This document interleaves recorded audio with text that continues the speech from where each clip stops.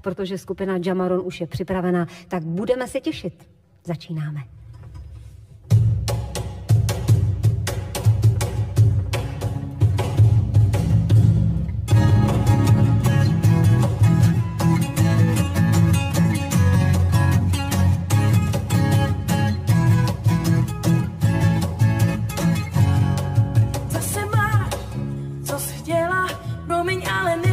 Vracet k tomu, co bylo špatně, naše roztočí těla. Životem letí nahoru a dolů, zase lítáš v tom celá. Chvíli v tom plavem a chvíli jsme na dně, naše roztoužený těla dělají víc než chcem. Někdy nepochopím, ty to nechápeš, proč jsme chvíli sami a chvíli zase spolu, ty mi nerozumíš, tohle je začátek. Jsme jako piloti, co padají dolů, je to volný pád bez zatáček. Má jenom konec a jednu kapitolu, točit motor do vysokých otáček. A jako kamikaze řídit se dolů. Víš, to směla, co směla. To všechno, co se stalo, zase nebylo tak hrozný. Celá si se chvěla, bylo to celkem fajn. Už zase lítáš v tom celá. Chvíli v tom plavem a chvíli jsme na dně, naše roztoužený těla si právě našla cíl. Někdy nepochopím, ty to nechápeš, proč jsme chvíli sami a chvíli zase spolu, ty mi nerozumíš, tohle je začátek. Jsme jako piloti, co padají dolů, je to volný pád bez zatáček. Má jenom konec a jednu kapitolu, točit motor do vysokých otáček. A jako kamikaze řídit se dolů.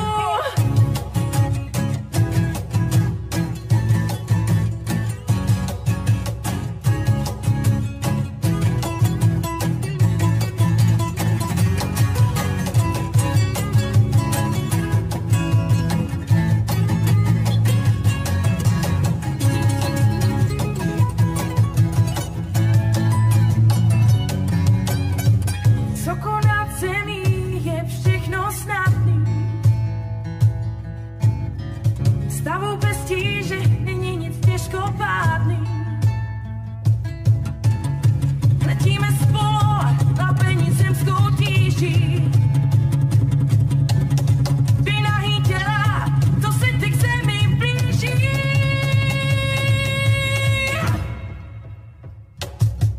Nikdy nepochopím, ty to nechápeš, proč se chvíli sami a chvíli zase spolu, ty mi nerozumíš, tohle je začátek.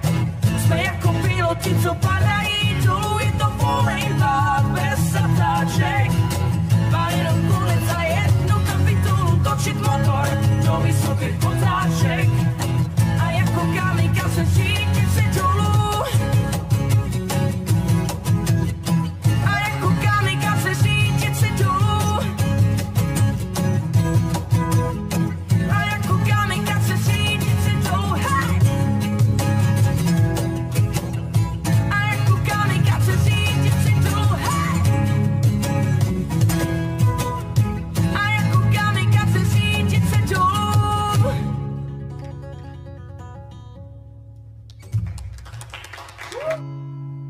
Oči měla mámu a dobrý srdce pusím tátovi. Ty jsi bývala terčem závistí, živila čím chtěli ostatní. Pak táta odešel za štěstím a ona propadla hořkosti. Máma jí dávala za vinu tu ztrátu, že kvůli ní se už nevrátí zpět.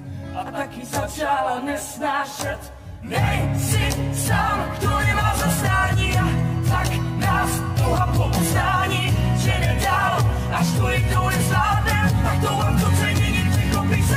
Zájemní let, když zapomenete dívat svět očima dítěte, údajně je to úkol až ty další dekády, a chyba minulý za nám to za zády. Kluka, co měl svůj vlastní svět, vychovali v kouři z cigaret. Ve škole se mu vždycky smáli, tak se stalo, co se muselo stát.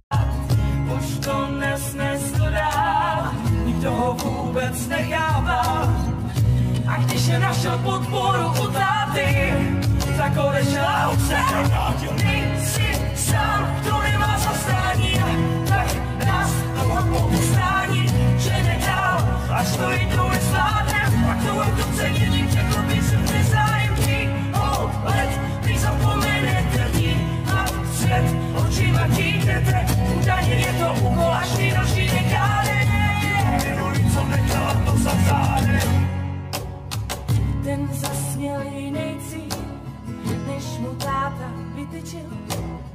Měl zkrátka svý vlastní plány, chtěl prostě jen skládat a psát. Pak ve tvářích rodičů ztratil smích, že místo slušnýho placanta vychovali takovýho parchanta. Jsi sám, kdo nemá zastání, tak nás dlouho pomocání, že nedál, až to jim bude slátem, pak to odchození překopí se let, prý zapomenete ní, má svět, očima dítěte, udaný je to úkol až další nekáde.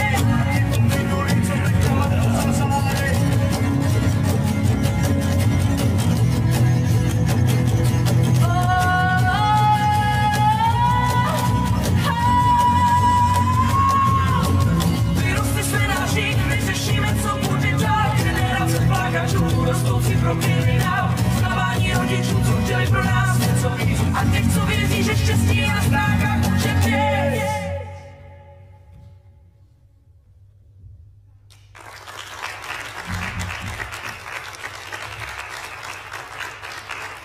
My za to slovo samozřejmě děkujeme. 23 hodin, 28,5 minuty, no a kapela Jamaron tady není v uvozovkách jen od hraní, ale taky od povídání. A proto tady v našem studiu na Jatkách 78 vítám frontwoman Marii Dostálovou. Zdravím, večer. Dobrý večer. Kapela Jamaron, to je takový pěkný rockový nářez, když to takhle řeknu, ale vy hrajete teď akusticky a na stránkách máte napsáno hutný zvuk elektrických kytar a nekompromisní bicí. Tak to dneska opravdu není. Není, ale věřím tomu, že si to dokážete představit. No a jaké to právě pro vás je za prvé zahrát v rozhlase?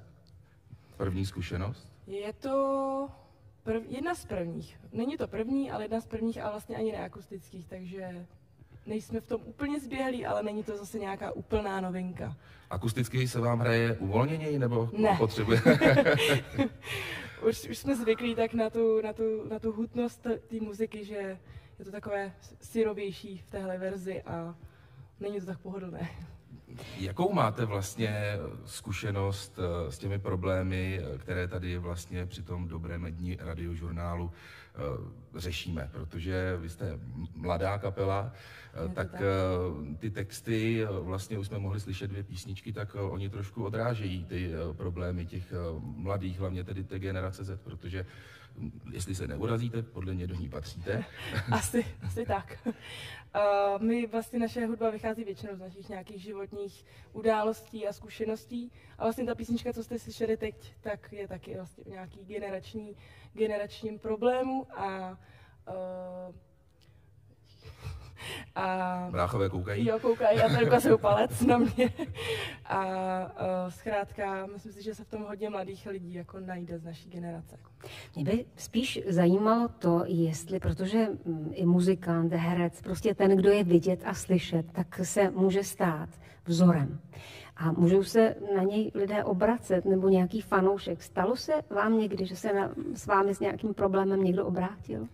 Musím říct, že se to děje docela často. Nevím, jestli to je tím, i jaký texty píšeme, že se snažíme, aby to prostě dávalo smysl i těm lidem, kteří třeba nemají úplnou zkušenost, ale vždycky se v tom najdou. A chodí velmi často s nějakýma svýma životníma zkušenostma, že jim třeba ta naše hudba fakt pomohla až do takové úrovně, že si třeba měli v úvahu i vzít život a prostě to se stalo už třeba 10krát, že za náma přišel takhle člověk a řekl, že jsme ho vlastně zachránili. No. Takže to je pro nás velmi silný téma tohle. No. Kdo skládá ty texty? Bráchové. Mám tam 2 bráchy. Ano, to jsem chtěl říct teď, ale je to tedy sourozenecká kapela, můžeme to tak říct? 2 členové tedy asi nejsou. Založili jsme to jako sourozenci, ale teď už se úplně nemáme za sourozeneckou kapelu, už jsme taková rozšířená rodina, ale sourozenci už to nebereme jako sourozeneckou rodinu. Maruško, vy to máte docela dobré v tom, že když máte za zády 2 bráchy, tak myslím si, že ať máte jakékoliv problémy, tak se můžete takhle otočit. A můžete vlastně to svoje trápení nebo co si i sdílet. Tak je takové to sourozenecké pouto hodně silné. To bylo teď, ukázali palec nahoru, že to je dobrý rozhovor. Takže. Myslím si, že máme velmi silný sourozenecký pouto. I nějakou naší společnou historii, co jsme všechno prožili si. ale třeba první písnička, tam přesně nastal tenhle moment, kdy já jsem vlastně zpozdila svůj zpěv a rozložilo se to emočně do celé kapely, už to bylo Palec dolů.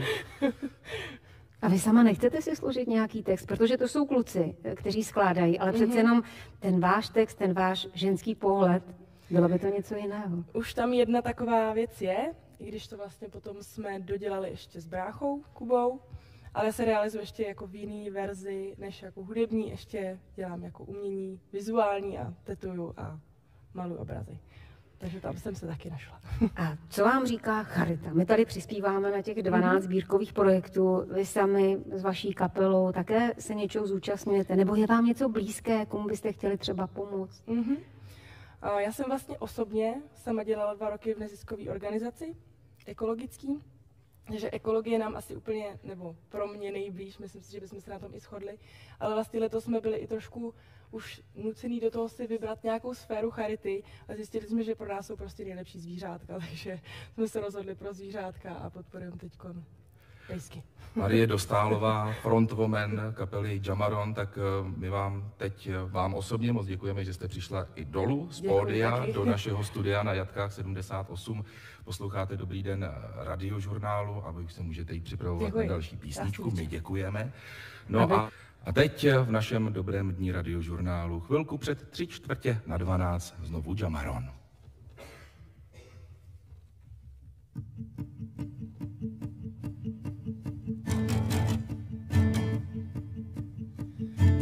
Chvíli slyším cizí hlasy, co šeptají mi v hlavě, že přijdou lepší časy. Chvíli mluví tiše a chvíli zazřvou, že lepší časy už nikdy nepřijdou. Jsem asi fajn a úsměv mi sluší, ale nikdo z vás nevidí poraněnou duši.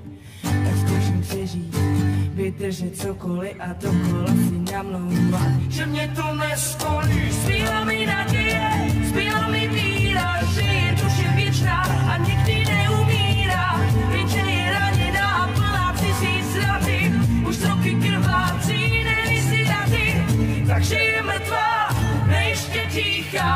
A proto držím jenom 30 vteřin ticha s hlavou sklopenou, slzy polikám. A pokud minuty počítám, tak počítám a koukám dolů a nevidím 12 apoštolů, nevidím nic jen prázdnej chrám. Bůh zavřel oči a zůstal sám a já visím na svým vlastním kříži. Souvahou na ramenou mě tíží, s rukama do kořán visím tam a mlčky vteřiny počítám. Už nějakou chvíli slyším cizí hlasy, co zvou. Arbou mi vlasy, ani nepočítám noci, kde mi nedají spát. Nutí mě vteřiny počítat. Není to dobrý s tou mojí duší, když kdyby měla srdce, tak ještě puší celý život si před očima promítám. A pokud minuty počítám, počítám a koukám dolů a nevidím 12 apoštolů, nevidím nic jen prázdnej chrám. Bůh zavřel oči a zůstal sám a já visím na svým vlastním kříži. Souvahou na ramenou mě tíží, s rukama do kořán visím tam a mlčky vteřiny počítám. Možná se bojím, možná už nevím, čeho a jestli se dotýkám. Prostě tu stojím a slzy roním, jak se s tou bystý potýkám. Tak hněti draci svou k tanci, když neznám kluky a kopítám. Tak jenom čekám, tak jenom čekám. A pokud minuty počítám, počítám a koukám dolů a nevidím 12 apoštolů, nevidím nic jen prázdnej chrám. Bůh zavřel oči a zůstal sám a já myslím na svým vlastním kříži. Souvahou na ramenou mě tíží, s rukama do kořán visím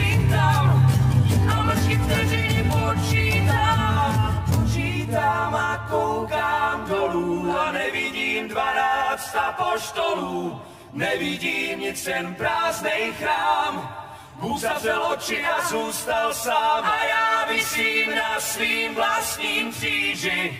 Svou vahou na ramenou mě tíží, s rukama do kořán visím tam a mlčky vteřiny počítám.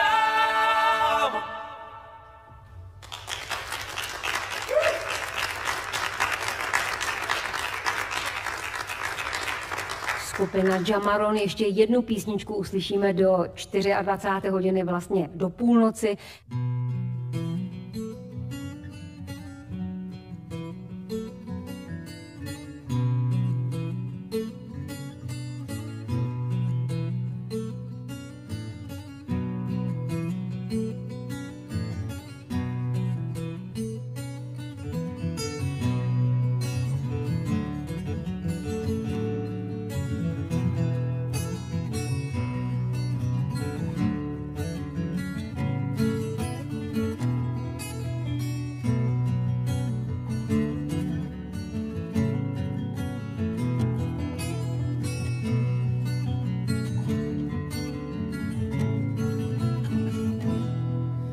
Je dlouhá a nemá cenu se ptát, kam vede a kde končí. Pravda je drahá a kdo má šanci ji znát, ten cestou se lží tančí. Možná je štěstí, že osud nezměním, ale za šanci chci se bát. Tak zapnu pěsti, zatočím, osudím, ale nebudu se osudu ptát. Nebudu se ptát, nebudu se ptát, jít a nebo zůstat stát. Nebudu se ptát, nebudu se ptát, Protože se mám a koho mám se bát. Nebudu se ptát, nebudu se ptát, kolik měl bych si a kolik měl bych ti dát. Nebudu se ptát, nebudu se ptát.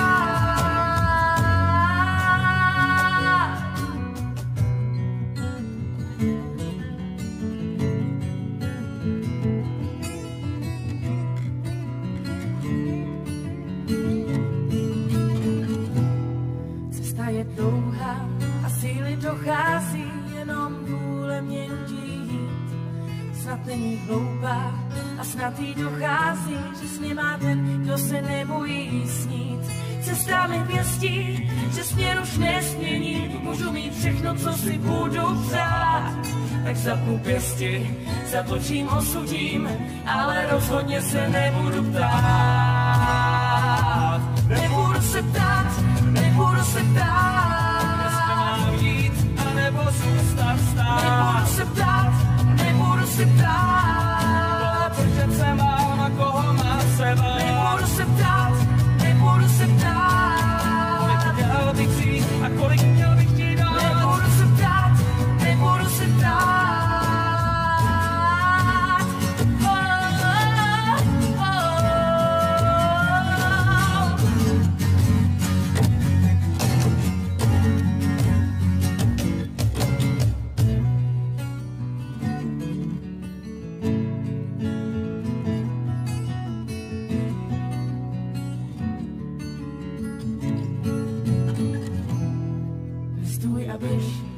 Jen na tom záleží, jak naložíš s časem, který ti byl dán.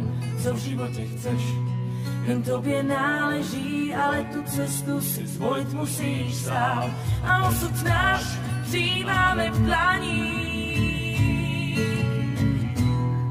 A teď si splníme se tisíce přání.